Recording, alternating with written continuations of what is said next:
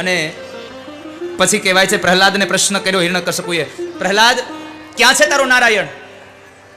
પ્રહલાદ કહે છે પિતાશ્રી ક્યાં છે મારો નારાયણ ન પૂછો, ક્યાં નથી મારો નારાયણ? અત્ર તત્ર ને સર્વત્ર છે.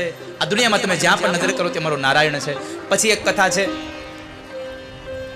કે લોખંડના સ્તંભને તપાવ્યો અને એને પૂછ્યું કે આમાં છે તારો નારાયણ? તો કહે છે હા આમાં છે. બાત ભીડવાની વાત કરી, પ્રહલાદ ડરી જાય છે, પણ ભગવાને કીડીઓની હારમાળા કરી અને પ્રહલાદને સંકેત આપ્યો કે પ્રહલાદ નાની કીડીઓને બચાવી શકું તો તને પણ બચાવી લઈશ, ચિંતા ન કરીશ. ત્યારબાદ બીજી કથા છે, પથ્થરના સ્તંભને બતાવીને કહે છે કે પ્રહલાદ તારો નારાયણ છે આમાં?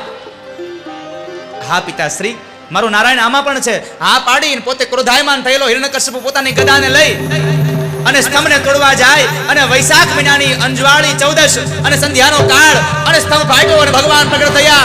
બોલીએ તુલસી નારાયણ ભગવાન. જાણે બાજ પોતાના શિકારને પકડી લીધો,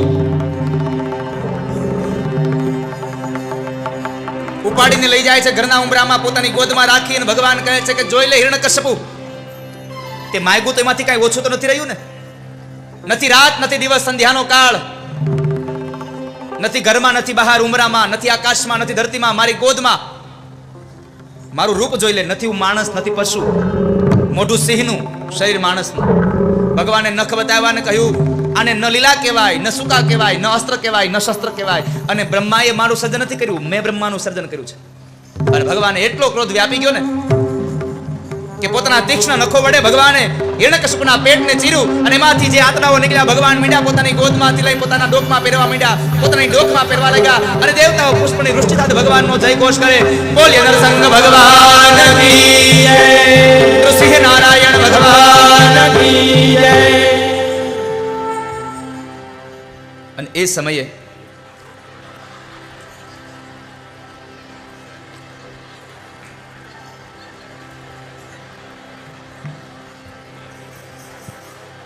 એકવાર આ પાત્રો માટે તાળીઓ વગાડો સાહેબ, બહુ અઘરું છે આ.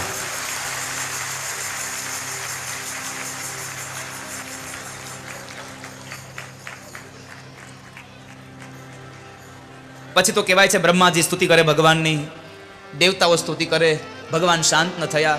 અંતે લક્ષ્મીજીને બોલાવ્યા, લક્ષ્મીજીથી પણ ભગવાન શાંત ન થયા. અને છેલ્લે 5 વર્ષનો અસુર નાનો બાળક પ્રહલાદ ભગવાનની સ્તુતિ કરે.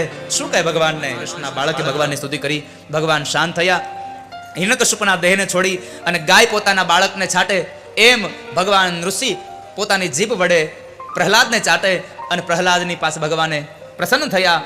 દેવતાઓને ખખડાવ્યા કે બ્રહ્માજી જેવાન તેવા વરદાન દ્યોમાં, કારણ મારે જેવાન તેવા વરદાન લેવા પડે છે ને મારી ઘરવાળી મને ઓળખતી નથી. કારણ કે લક્ષ્મીજીને બોલાવ્યા તમે ભગવાનને શાંત કરો, લક્ષ્મી કે આ મારો ઘરવાળો જ નથી કે.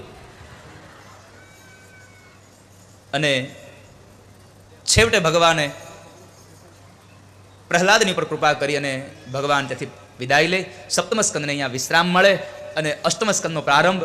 અને અષ્ટમ સ્કંદના પ્રારંભની કથા હું તમને આવતીકાલ 3 વાગે કરીશ, પણ એની પહેલા બડે ભાવ સે ગાઈએ.